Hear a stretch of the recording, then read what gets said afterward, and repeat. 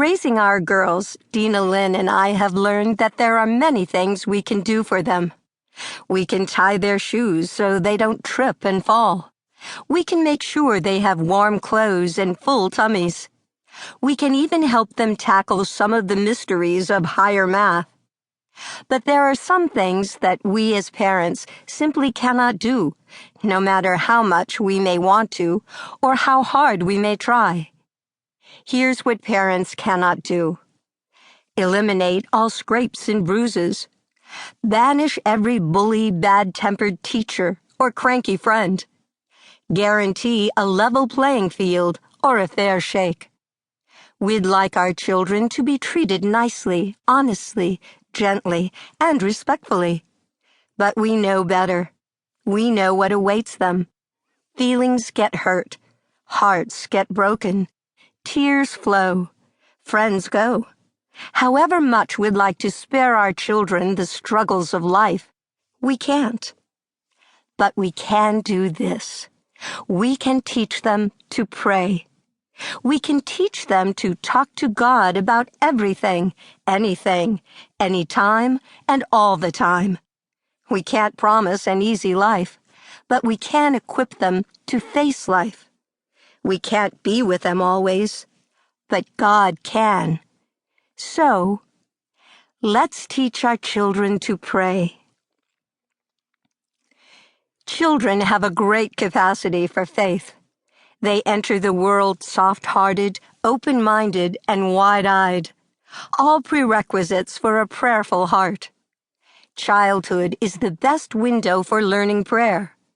Say, "Let's pray" to a child, and he bows his head and folds his hands. Children also have a great capacity to see the unseen and to imagine the invisible. They aren't beholden to pride, resumes, and appearances.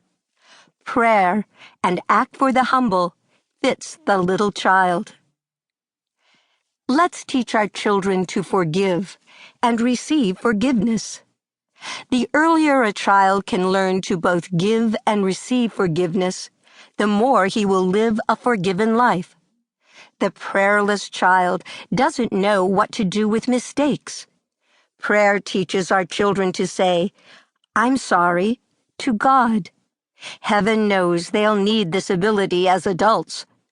Prayer equips them with the dialogue of grace and prepares them to be conduits of forgiveness to themselves and to others. Let's teach our children to hope. Prayer sows the seeds of heaven in the heart of a child. At some point, every child will be disappointed by the troubles of this life. Let's teach them to look to the next life for hope. Prayer, a conversation with heaven, facilitates this.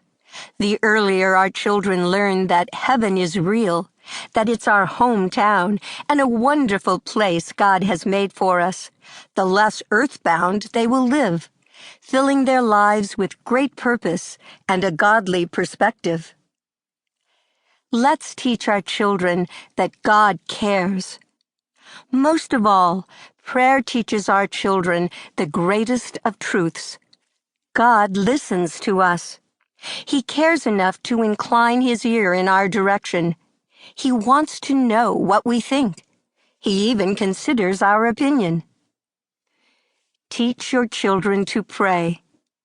As you teach them everything else, piano, reading, bike riding, and sports, teach them the one thing that they can take with them wherever they go. Teach them to pray. Make prayer time a priority. Don't limit your prayer time to a few seconds before bed. Eyes are too heavy and bodies too weary to make this a teachable moment. Find some prime real estate on the daily calendar and stake it off as prayer time. Give it the same emphasis you would give homework or baseball practice. Kids discern what matters by the amount of time given to it. Let them see. Prayer matters. Model prayer. At meal times and bedtimes, of course, but in good times and tough times.